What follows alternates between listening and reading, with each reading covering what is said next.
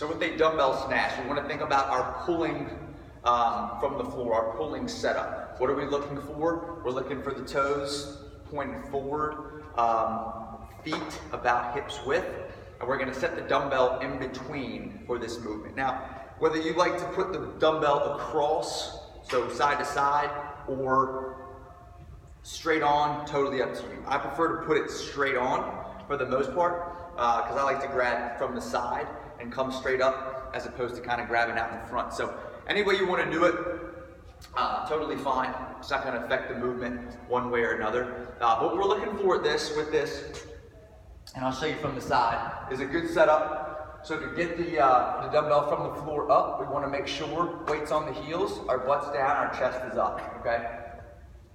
Ideally, when you're just learning the movement, work on the real good mechanics. Think about what you're supposed to be doing, how it should look in a more robotic, methodical sense. And then as you get a little bit more comfortable, you start to gain a little bit of leeway in terms of what you do, and that's okay, okay? But just make sure, keep in mind what we're gonna talk about and how it's gonna look a little bit stiff, and that's okay. But I want you to know what to look for, what to do, what to focus on, as opposed to just grabbing this thing and yanking it every time without knowing what to look for in the lift. So, toes pointed ahead, butt down, chest up. We're gonna grab it with one hand from the floor.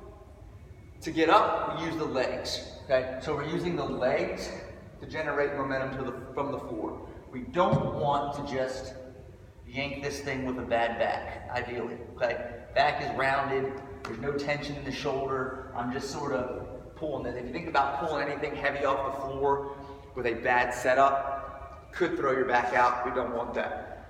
So make sure the back is squared away, our butt is down, our chest is up, everything is nice and tight.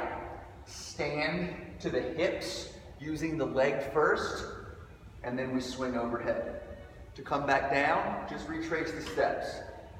From the floor, butt is down, tension in the heels, tension in the hamstrings, weight in the heels, stand to the hips, and swing. Same thing with the other arm. Butt down, chest is up, tension in the hamstrings, weight in the heels, stand to the hips, and jump with the hips, and then back down. And one more time, stand, jump. Okay, a little bit faster. Again, what I was talking about, when we start to get a little bit more casual and relaxed with the movement.